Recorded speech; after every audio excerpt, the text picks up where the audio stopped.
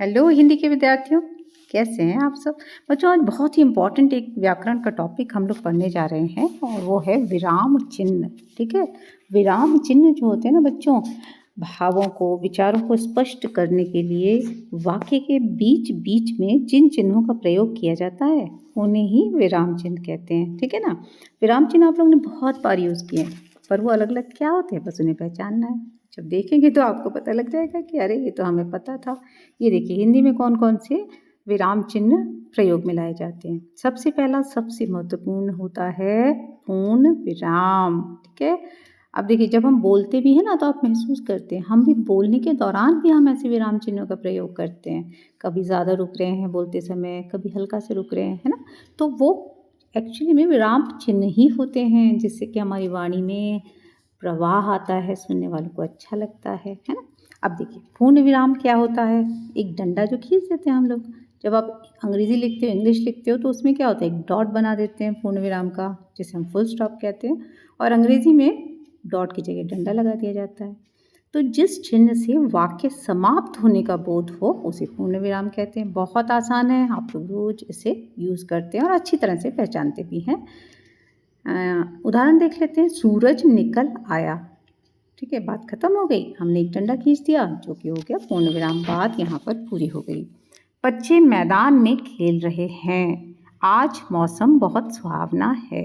ठीक है, किसी भी वाक्य के अंत में पूर्ण विराम बहुत ही ज़रूरी होता है यदि वो साधारण वाक्य है। चलिए दूसरा क्या होता है अल्प विराम। ठीक है, अल्प मतलब छोटा, थोड़ा। ठीक है, तो अल्प विराम का मतलब कि वाक्य में थोड़ा रुकने। पूर्ण विराम में तो क्या आप पूरी तरह रुक गए, बात खत्म हो गई, लेकिन अल्प विराम क्या होता है, वाक्य में थोड़ा रुकने या फिर समान शब्दों को अलग करने के लिए अल्प विराम का प्रयोग होता है। उदाहरण देख लेते हैं। जैसे कि हम बोल रहे हैं राम, श्याम और मोहन आए। ठीक है, अब राम के बाद हमने अल्प विराम का प्रयोग कर दिया क्योंकि हम थोड़ा सा रुके ना। कैसे रुके, राम, श्याम और मोहन आए। ठीक है, राम के बाद जो एक पॉज, एक विराम लिया हमने ना, जो रुकावट हुई वो ही अल्प विराम के लिए होती है। और श्याम के बाद बच्चों अल्प विराम नहीं लगाएंगे कि श्याम के बाद हमने क्या लिखा है और। ठीक है, और जब बीच में और आ जाता है तो फिर कोई भी चिन्ह नहीं लगता विराम का। दूसरा वाक्य क्या है, जो परिश्रमी होते हैं वही सफलता प्राप्त करते हैं। ठीक है, यहाँ भी हल्का सा हमें रुकेंगे तभी इस वाक्य का भाव स्पष्ट होगा। मान लो जब हम नहीं रुके बच्चों और बोले जो परिश्रमी होते हैं वही सफलता प्राप्त करते हैं, तो बेटा वो भाव नहीं निकल के आ रहा है ना। जो परिश्रमी होते हैं वही सफलता प्राप्त करते हैं। ठीक है, अच्छा तीसरा वाक्य देखते हैं। किसी को संबोधन कर रहे हैं, बोल रहे हैं तो भी, मित्रों आज मैं आपसे विदा ले रहा हूँ। ठीक है, ये हो गया। एक और वाक्य देखते हैं। हाँ मैं यह काम अवश्य करूँगा। कभी हम हाँ, नहीं इस तरह से बोलते हैं तो उसके बाद भी अल्प विराम प्रयोग किया जाता है। चलिए अगला देखते हैं। तीसरे नंबर पे ये है अर्ध विराम। ठीक है, अल्प विराम भी आपको अच्छी तरह पता है, जो भी हम लोग ने दूसरे नंबर पे देखा, यानी कि कॉमा हम लोग अक्सर इस्तेमाल करते हैं। तीसरा होता है अर्ध विराम। अब अर्ध विराम जो है, अल्प विराम के ऊपर एक बिंदी उसके माथे पे लगा देते हैं तो वो हो जाता है अर्ध विराम। अर्ध विराम दो संबंधित वाक्यों को जोड़ने के लिए अर्ध विराम का प्रयोग होता है और इसमें अल्प विराम से कुछ अधिक समय के लिए रुकना पड़ता है। थोड़ा सा ज़्यादा समय लगेगा। अरे भाई जब अल्प विराम है उसके ऊपर एक बिंदी लगाओगे तो बिंदी लगाने का टाइम थोड़ा सा ज़्यादा लगेगा ना, इसीलिए तो अल्प विराम में हमें कुछ अधिक समय के लिए रुकना पड़ता है। अब देखिए उदाहरण, मेहनत करो सफलता मिलेगी। समय अमूल्य है, इसे व्यर्थ मत गवाओ। वह पढ़ता है इसलिए पास होता है। ठीक है, इस तरीके के वाक्यों में अर्धविराम का प्रयोग होता है। अगला देखते हैं प्रश्नवाचक चिन्ह। ये भी आसान है, आप सबको पता है कि प्रश्न पूछने वाले वाक्य के अंत में प्रश्नवाचक चिन्ह लगाया जाता है। ठीक है, अगर आप प्रश्नवाचक चिन्ह नहीं लगाएंगे तो प्रश्नवाचक चिन्ह वाक्य आपका गलत हो जाएगा। जब भी प्रश्नवाचक वाक्य होगा उसके आगे प्रश्नवाचक चिन्ह अवश्य लगाया जाता है। ये तो बहुत आसान है। तुम कहाँ जा रहे हो, क्या तुमने होमवर्क किया, आज कौन आएगा। ठीक है, ये सारे प्रश्न हैं और इसलिए इनके आगे प्रश्नवाचक चिन्ह है। अगला देखते हैं विस्मयादिबोधक चिन्ह। ये भी आप लोग पहले पढ़ चुके हैं, जहाँ विस्मय, विस्मयादिबोधक मतलब विस्मय का बोध कराता है, आश्चर्य, खुशी, दुख, घृणा, इस तरह के भाव, एक्सट्रीम जब भाव प्रकट करते हैं तो हम तब इस तरह का प्रयोग होता है। अरे ये क्या हुआ, वाह तुमने तो कमाल कर दिया, हाय ये गिर गया। ठीक है, तो इस तरह के जो हम भाव होते हैं ना, इमोशंस जो होते हैं, उनका जब प्रयोग होता है तो विस्मयादिबोधक चिन्ह का प्रयोग किया जाता है। अब देखिए योजक चिन्ह है ना, या विभाजक चिन्ह, जब दो शब्दों को जोड़ा जाता है तो उनके बीच में एक डंडी लगाते हो ना आप, उसको कहते हैं योजक चिन्ह।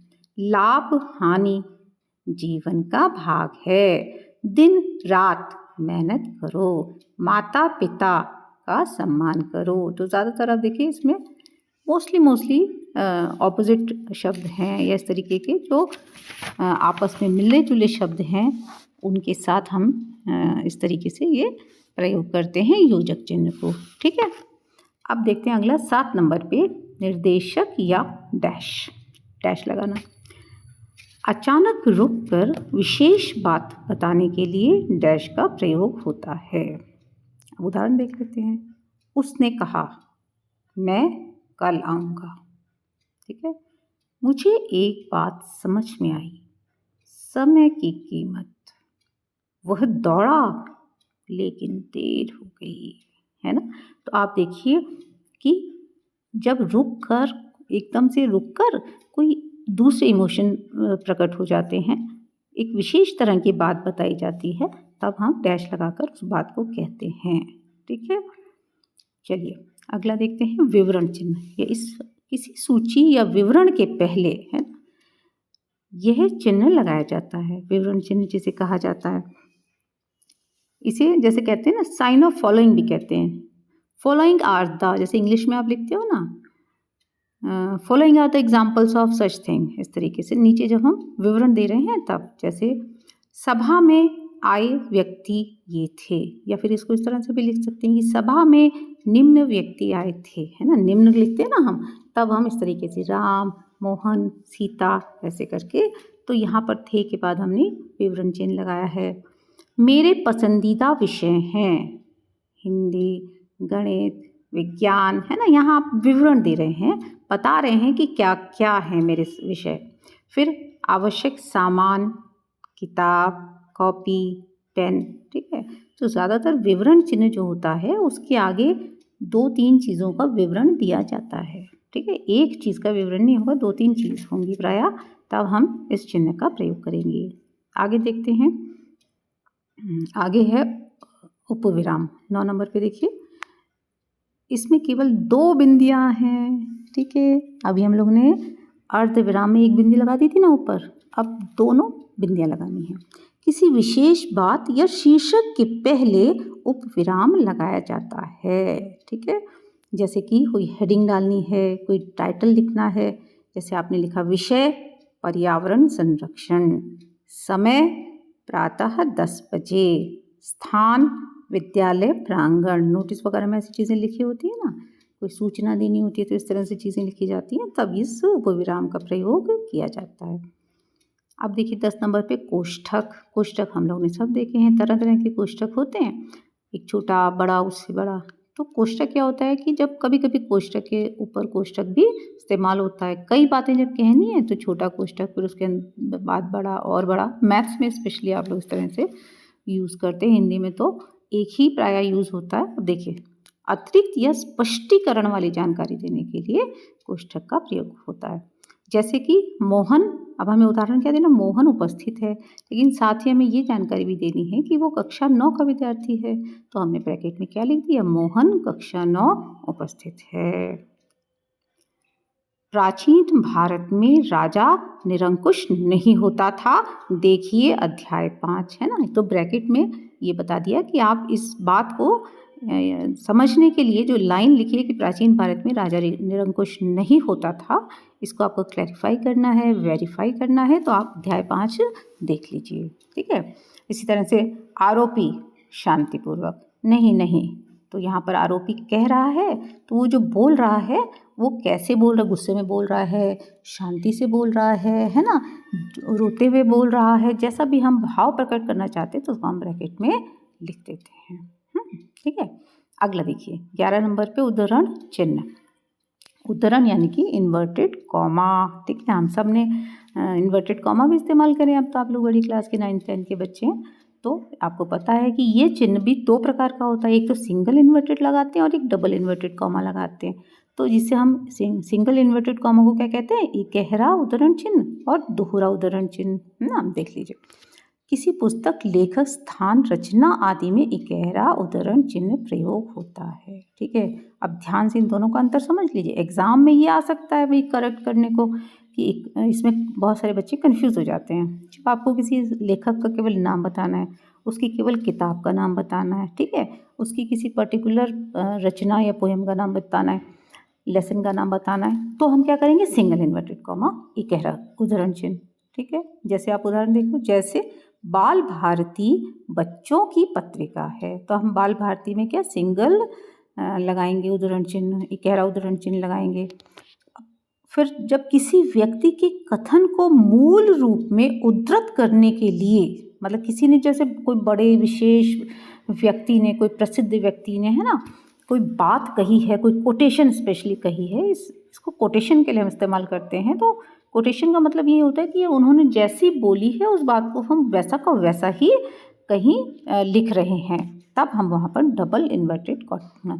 कई बार आप लोग ने देखा होगा एग्जाम में मैम कहती है डेफिनेशन लिख लो, इसको इन्वर्टेड कॉमा में कर लेना, है ना। एग्जाम में भी ध्यान रखना बच्चों, जैसे हम लोग डेफिनेशन लिखते हैं ना बच्चों, उसे inverted comma, double inverted comma के अंदर लिखना। तो जैसे गांधी जी ने कहा, सत्य ही ईश्वर है। अब डबल इन्वर्टेड कॉमा लगाने का मतलब ये हुआ कि ये जो सत्य ही ईश्वर है कथन है, ये गांधी जी ने बोला था। ठीक है, क्लियर बच्चों। चलो आगे देखते हैं। 12 नंबर पे देखिए, संक्षेप सूचक या लाघव चिन्ह। इसे संक्षेप सूचक भी कहते हैं और लाघव चिन्ह भी कहते हैं। यानी कि किसी चीज़ को शॉर्ट में, एब्रीविएशन में बताने के लिए वहाँ पर एक डॉट या बिंदु का प्रयोग किया जाता है।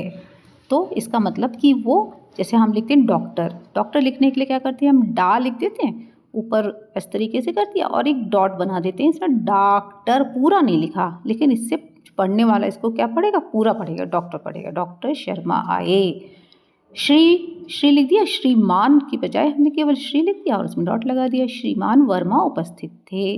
अब कू लिख दिया, कू के आगे डॉट लगा दिया, तो इसका मतलब कुमारी राधा मंच पर गई। ठीक है, इस तरीके से लाघव चिन्ह लगाया जाता है। कभी कभी आप लोग अपने विद्यालय का नाम भी तो लिखते हैं ना, मान लीजिए राजकीय बालिका है तो रा डॉट बा डॉट, इंटर के लिए ई डॉट, ऐसे करके लिख देते हैं ना, तो वो क्या होता है, शॉर्ट में लिखना होता है। जब हम शॉर्ट में लिखते हैं उसी को संक्षेप सूचक लाघव चिन्ह कहते हैं। ठीक, अब लास्ट है 13 में, देखिए नंबर पे, त्रुटिपूर्वक या हंस पद। ठीक है, हंस पद, हंस क्या होता है, उड़ता है ना बच्चों ऊपर उड़ता है। तो जब हमारा कोई चलते चलते हम लिखते लिखते क्या होता है, कोई शब्द बीच में छूट जाता है ना, कई बार जल्दी से लिख रहे हैं तो अरे एक वर्ड छूट गया, अब उस वर्ड को क्या करते हैं, पूरी लाइन काटे हैं या दोबारा से लिखे हैं, इसकी बजाय क्या करते हैं, वहाँ पर हंस पद का चिन्ह बना देते हैं, एक चिड़िया जैसी उड़ा देते हैं और उसके ऊपर वाली लाइन में, उसी के जस्ट ऊपर उस शब्द को लिख दिया जाता है। छूटा हुआ शब्द ऊपर जोड़ने के लिए इस चिन्ह का प्रयोग किया जाता है। ठीक है, ये हंस पद से याद रखो, हंस की तरीके से, हंस की पैरों की तरीके से उड़ा हुआ सा पक्षी की तरह से ये चिन्ह होता है। जब आप लोग सीनरी बनाई होगी आपने, तो इसी तरह से ऊपर चिड़ियाँ उड़ाते हैं ना, तो ऐसे ही तो सिंपल से बना देते हैं, है ना, वी की शेप में बना देते हैं। तो हंस पद होता है ये। जैसे कि गंगा, अब देखो मैंने ये ऊपर हंस पद का चिन्ह गंगा के बाद बनाया, तो यहाँ पर क्या छूट गया, ये मैंने ब्रैकेट में लिख दिया इसका आंसर, भारत की। तो गंगा भारत की, ठीक है, की नहीं छूटा, केवल भारत ही छूटा है ना। गंगा भारत की पवित्र नदी है। तो इस तरीके से इसे हम हंस पद कहते हैं। ठीक है बच्चों, समझ में आया ना उम्मीद करती हूँ आपको समझ में आ गया। आ गया तो फटाफट से चैनल को सब्सक्राइब करिए, पढ़ते रहिए, देखते रहिए, सुनते रहिए learn Hindi with Anju ma'am. अगले वीडियो में बच्चों फिर मिलेंगे, तब तक के लिए जय भारत, जय हिंद।